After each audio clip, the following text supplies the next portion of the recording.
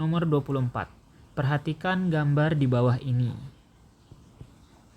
Keterangan di sini ada tampak lateral tengkorak yang atas dan mandibula yang bawah dari suatu hewan vertebrata.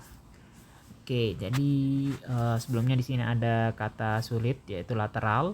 Lateral ini menggambarkan view dari gambarnya. Jadi kalau secara anatomis itu ada beberapa istilah yang biasa digunakan untuk menggambarkan gambaran dari depan itu bisa disebut sebagai anterior. Kalau dari belakang itu posterior namanya. Kalau dari atas itu superior. Kalau dari bawah itu inferior. Kalau dari samping itu lateral. Nah, itu sekedar biar tahu aja, biar nggak bingung kalau dikasih keterangan gambar. Dan di sini ada beberapa huruf-huruf yang melambangkan singkatan dari tiap tulangnya. Kita masuk ke pernyataan yang pertama. Tengkorak dan mandibula tersebut, mandibula rahang bawah ya, kemungkinan berasal dari hewan reptil. Di sini jawabannya salah. Karena yang pertama di sini dari sekian banyak tulang-tulang ini, yang utamanya bisa kita identifikasi lebih dini itu struktur yang paling depan, yaitu PM atau premaksila. Premaksila ini struktur yang nantinya akan membentuk paruh dan khas pada aves, pada kelompok burung. Jadi di sini kalau dibilang kemungkinan berasal dari hewan reptil, jawabannya salah. Lebih besar kemungkinan kalau dia berasal dari aves. Reptil nggak ada paruh kan? Jadi di sini salah. Kita lanjut ke pernyataan yang B. Pada hewan tersebut, proses pencernaan mekanis pertama kali terjadi di rongga mulut. Jadi pencernaan mekanis itu bisa memanfaatkan struktur mekanis atau struktur anatomi dari tubuh makhluk hidup tersebut. Dan di sini dikatakan bahwa pertama kali terjadi di rongga mulut. Jawabannya salah. Jadi di sini kan tadi kita udah identifikasi kalau tengkorak ini kemungkinan berasal dari aves karena dia punya paruh. Dan pada aves itu di rongga mulutnya, di paruhnya itu tidak ada gigi.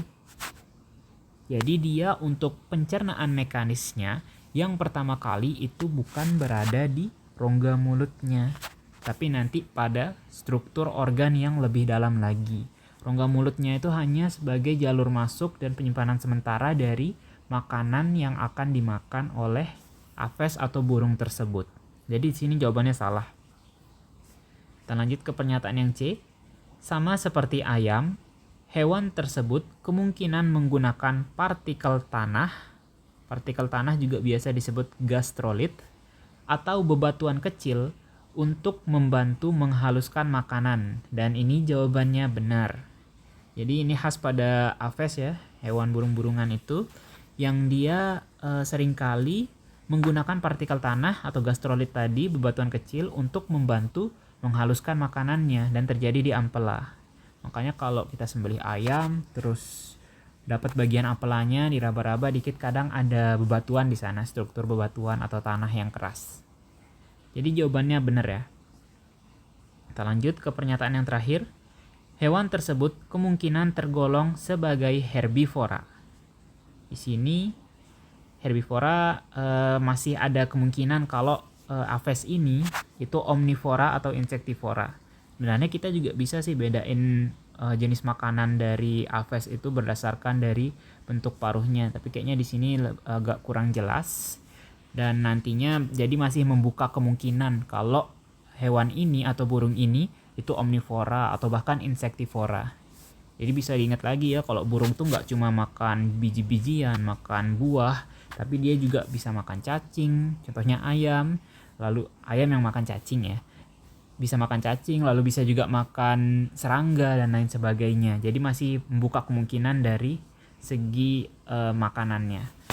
Dan nanti bisa kalau ada gambaran lebih lanjut terkait bentuk paruhnya, itu bisa dibedakan apakah dia herbivora, omnivora, atau insektivora. Jadi kemungkinannya masih terbuka ya untuk 3 jenis tadi, nggak mesti dia herbivora.